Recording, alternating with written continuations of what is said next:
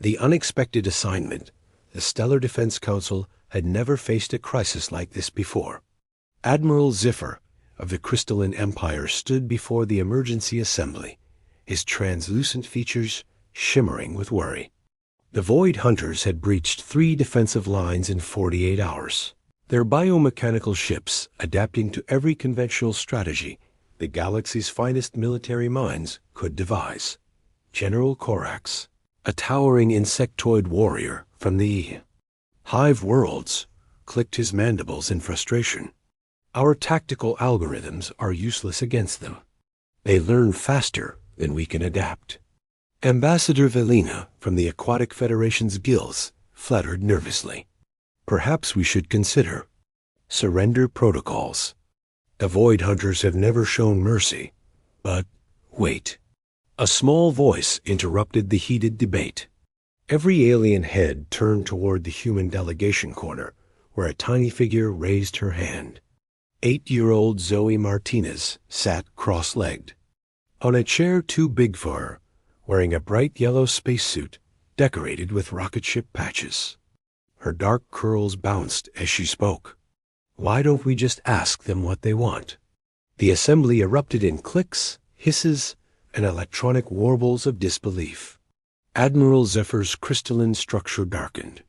Child, this is a military strategy session, not a playground negotiation. But Ambassador Peterson, the human representative, held up his hand. Let her speak. Humans have a different perspective on conflict resolution. Zoe stood up, her magnetic boots clanking on the metal floor. Back home, when my little brother breaks my toys, I don't break his toys back. I ask him why he's angry. Usually he's just hungry or needs a hug. The alien leaders exchanged glances. General Corax's compound eyes focused on the small human. You suggest we embrace the Void Hunters? Not hug them, silly, but maybe they're not really bad. Maybe they're scared or lost or something. Zoe pulled out a tablet covered in colorful stickers. I've been watching their attack patterns during the boring speeches. They're not random. Look. She projected her tablet's contents onto the main screen. Simple drawings showed the Void Hunter movements, but something remarkable emerged from her childish sketches. The attacks followed a spiral pattern, moving inward towards something specific. They're not trying to destroy everything, Zoe continued, pointing at her crayon marks. They're looking for something, or someone. My daddy says when people are mean, they're usually hurt inside. Dr. Nexus, the synthetic intelligence representative, processed the data. The probability matrix suggests the child may have identified a pattern our sophisticated systems missed. Admiral Zephyr's form brightened slightly. What do you propose? Young human? Zoe grinned, revealing a gap where her front tooth should be. Easy. We ask them nicely to stop fighting and see if they need help finding whatever they lost. The assembly fell silent. In all their advanced civilization's histories, no one had considered that the galaxy's most terrifying threat might simply be misunderstood, impossible communication against every protocol in the galactic military. Handbook. The Stellar Defense Council voted to attempt communication with the Void Hunters. Admiral Zephyr had serious doubts, but the human child's pattern recognition had been undeniable. If there was even a small chance that diplomacy could work, they had to try. Zoe sat in the command center of the flagship Harmony, her legs swinging from the captain's chair. The bridge crew consisted of the galaxy's best. Communications officer Thera from the Melodic Worlds, whose species could speak in frequencies across 17 spectrums. Navigator Bolt, a reformed pirate from the asteroid colonies. And Captain Rivers, humanity's youngest starship commander. Broadcasting on all known frequencies, Thyra announced, her voice creating visible sound waves in the air. No response from the Void Hunter fleet. Zoe tilted her head thoughtfully. Maybe they don't speak like us. My pet fish doesn't understand words, but he knows when I'm happy or sad by how I move. Captain Rivers, barely 25 himself, nodded. What are you thinking, Zoe? What if we try moving our ships in a friendly way? Like ... dancing instead of fighting positions. Navigator Bolt laughed despite the tension. Dancing spaceships? Kid, that's either brilliant or insane. Usually both with humans, muttered Dr. Nexus through the intercom. Zoe grabbed the ship's movement controls before anyone could stop her. Her small hands moved the massive vessel in a gentle, spiraling motion. Not aggressive attack patterns, but flowing, almost playful movements. She repeated the sequence 3 times. The bridge held its breath. On the view screen, the approaching Void Hunter fleet, massive biomechanical vessels that looked like swimming nightmares, suddenly stopped their advance. They're responding, Thyra whispered. The lead Void Hunter ship began to mirror the Harmony's movements, creating an intricate dance in the vacuum of space. And something unprecedented happened. The Void Hunter vessel projected patterns of light across its hull, pulsing in rhythms that seemed almost musical. Thyra's sensitive. Hearing picked up vibrations. It's not random, she gasped. They're trying to communicate through harmonic resonance. Zoe clapped her hands excitedly. See? They just wanted to talk. Can you understand what they're saying? Thyra closed her eyes, her entire body becoming a living antenna. They're calling for help. They say their children are lost. Their young ones were scattered across space during some catastrophe. They've been searching, following any energy signature that might lead them home. The revelation struck the bridge. Like lightning, the Void Hunters weren't invaders. They were desperate parents searching for their offspring. Captain Rivers stared at the display showing both fleets now moving in synchronized patterns. How did an 8-year-old figure out what our best military analysts couldn't? Zoe shrugged, pulling a juice box from her pocket. Adults think too hard sometimes. When someone's being mean, they usually just need help. Plus, I know what it feels like to lose something important. Through the speakers, Admiral Zephyr's voice crackled. With amazement. Prepare for the most unusual rescue mission in galactic history. The great Search the Transformation from Warzone to Rescue operation happened faster than anyone thought possible. Zoe's innocent question had revealed that the Void Hunters were not destroyers, but desperate parents whose children had been scattered. Across 3 star systems during a dimensional storm. Commander Nash, a gruff veteran from the Outer Rim, found himself coordinating with beings he'd been trained to fight. The Void Hunter vessels, now revealed to be search ships rather than warships, shared their bioscans of the missing young ones. These readings, Dr. Quantum from the Science Collective analyzed the data.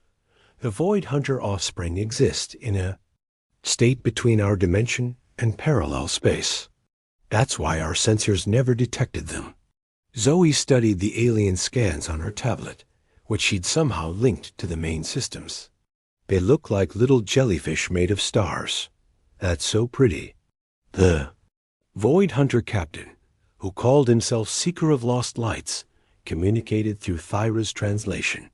His massive form pulsed with bioluminescent patterns that spoke of grief and hope combined. He says their young ones phase in and out of reality, Thyra interpreted. They need special harmonic frequencies to stabilize them, or they'll fade away. Forever. Navigator Bolt plotted courses through dangerous asteroid fields and unstable wormholes. The dimensional readings suggest the younglings are scattered in the most hazardous regions of space. No wonder conventional search methods failed. But Zoe had an idea that made the adults nervous. What if we don't go to where they are? What if we help them come to us? She pulled out her music player, the kind children used to learn rhythm and melody. Every baby knows their mommy's voice, right?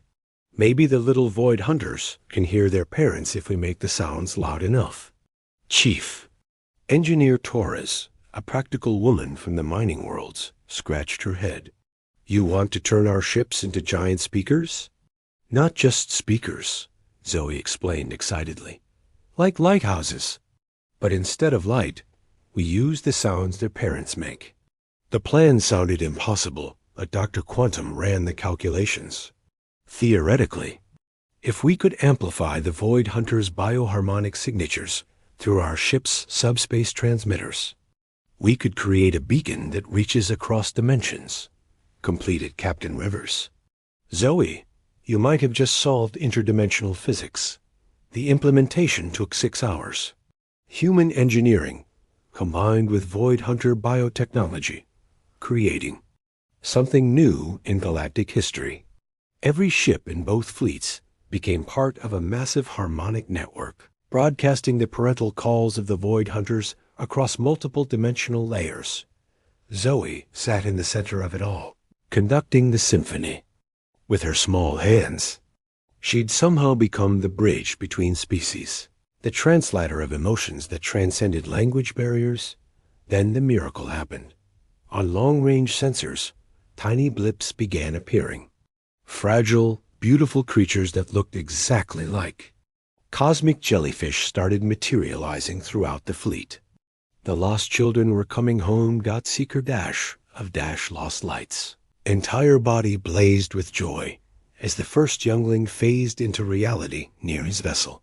Through Thyra's translation, his gratitude echoed across all communication channels. The small, human sees with the heart of the universe, building bridges. The reunion between the Void Hunters and their young ones created something beautiful in the depths of space. Zoe watched through the viewports as the massive parent ships gently embraced their ethereal children, the little star jellyfish creatures dancing around their families in patterns of pure light. But the crisis wasn't over. Admiral Zephyr's next transmission carried worrying news. The dimensional storms that scattered the Void Hunter young ones are growing stronger. Our scientists predict they'll tear apart this entire star system within 72 hours. Dr. Quantum's voice trembled with concern. These aren't natural phenomena. Something is causing massive rifts in space-time itself. Through the translation network, Seeker of Lost Lights shared disturbing information. His people had encountered the source of the dimensional chaos, an ancient machine left behind by a dead civilization, designed to harvest energy from dimensional barriers. It had been activated accidentally and was now consuming the fabric of reality itself. He says the machine is hidden in the gravity well of a collapsed star, Vera interpreted. No conventional ship can survive the approach. Zoe, who had been quietly drawing on her tablet while the adults talked, suddenly spoke up. But what if we don't fight the gravity? What if we ride it like a water slide? Captain Rivers knelt beside her chair. What do you mean, Zoe? Look. She showed her tablet, covered in spirals and arrows. Instead of pushing against the gravity, we go with it. Like when I go down the really tall slide at the playground. I don't try to slow down. I just make sure I land in the right spot. Navigator Bolt studied her simple drawings with growing amazement. She's describing a gravitational slingshot trajectory, but with multiple correction burns to avoid being crushed. A controlled dive into the event horizon, whispered Dr. Quantum. It's theoretically possible, but the margin for error is microscopic. Zoe looked up with bright eyes. But that's what makes it fun. Besides, we won't be alone. She pointed to the Void Hunter vessels, whose biomechanical nature allowed them to phase partially out of normal space. If they help us, we can go places regular ships can't. The plan that emerged combined human daring with Void Hunter, biotechnology, and the mathematical precision of the galaxy's finest minds. The rescue fleet would phase shift using Void Hunter abilities while following Zoe's seemingly simple navigation. Pattern. Chief Engineer Torres shook her head in wonder. We're about to attempt something that violates half the laws of physics, based on the ideas of an 8-year-old girl. The best kind of science, laughed Captain Rivers. As they combined. Fleet prepared for the impossible mission. Zoe made one more suggestion that stunned everyone. We should bring some of the little star jellies with us. They can go between dimensions really easy. Maybe they can help us see things we can't. Seeker of Lost Lights pulsed with approval. Several of the young void hunters, no bigger than basketballs, but glowing with cosmic energy, volunteered to accompany the mission. They seemed to understand that their new human friend was trying to save their entire realm. In my 300 years of military service, Admiral Zephyr transmitted, I never thought I'd be taking tactical advice from a child and interdimensional jellyfish. Zoe giggled as she secured herself in the command chair for the dangerous journey ahead. That's because grown-ups forget that the best ideas come from having fun and helping friends. The heart of chaos, the journey into the collapsed star's gravity, well defied every principle of safe space travel. The combined fleet dove toward the event horizon like cosmic surfers riding the ultimate wave, while the young void hunter entities guided them through dimensional shortcuts that existed between heartbeats. Zoe sat surrounded by holographic displays showing impossible physics. The little star jellies floated around her, their glow helping her see patterns that even the most advanced computers missed. Turn left at the twisty part, she called out, somehow understanding the navigation better than trained pilots. Captain. Rivers gripped his chair as the ship phased in and out of reality. Zoe, how do you know which way to go? The baby star jellies are showing me, she explained matter-of-factly. They can see the safe paths because they're not stuck in just one dimension like we are. Deep within the gravity well, they found it, a massive crystalline structure feeding on the dimensional barriers themselves. The ancient machine pulsed with stolen energy, growing larger and more dangerous with each passing moment. It's beautiful, breathed Dr. Quantum, but it's going to destroy everything within 50 light years. Through the Void Hunter Translation Network, Seeker of Lost Lights shared crucial information. He says his people tried to destroy it before, but conventional weapons only made it stronger. It feeds on any form of directed energy. The fleet tried everything: plasma cannons, fusion torpedoes, even exotic particle beams. Each attack only made the machine glow brighter and spin faster. Time was running out. Then Zoe noticed something the adults had missed. Look at the baby star jellies. She pointed to their ethereal companions. They're scared of the machine, but they're also sad for it. The young void hunters were indeed exhibiting strange behavior, approaching the ancient device with what could only be described as sympathy. What if the machine isn't evil? Zoe asked suddenly. What if it's just lonely and hungry? Chief Engineer.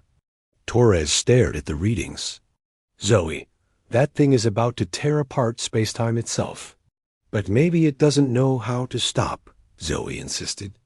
Sometimes when I'm really upset, I break things even when I don't want to. Maybe it just needs a friend. It was the most ridiculous idea anyone had ever heard. But as they watched, the young void hunters began to dance around the ancient machine, their bioluminescent patterns creating a gentle, rhythmic light show. Gradually, impossibly, the machine's violent spinning began to slow.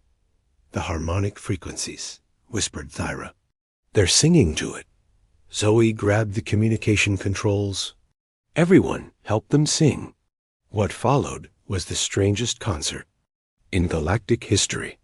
Every ship broadcast its own harmonic signature, creating a symphony of species: human voices, crystalline resonance, aquatic sonar, electronic harmonies, and the ethereal songs of the Void Hunters. The ancient machine, built by a civilization that had vanished eons ago, heard the music of living beings for the first time in millennia. Slowly, peacefully, it powered down as the dimensional storms calmed and reality stabilized. Admiral Zephyr's voice carried across all channels. Mission accomplished. Crisis averted by interdimensional music therapy. Zoe yawned, suddenly exhausted from the adventure. "Can we go home now? I promised my mom I'd be back for dinner." Seeker of lost lights pulsed with gratitude one final time. The void hunters would return to their dimension, but they would never forget the small human who taught them that sometimes the greatest strength comes from the simplest kindness. Years later, when other crises arose, the galaxy remembered the lesson of the 8-year-old girl who saw solutions where others saw only problems. And in the depths of space, an ancient machine continued to hum softly, no longer alone. Surrounded by the echoes of the day, the universe learned to sing together.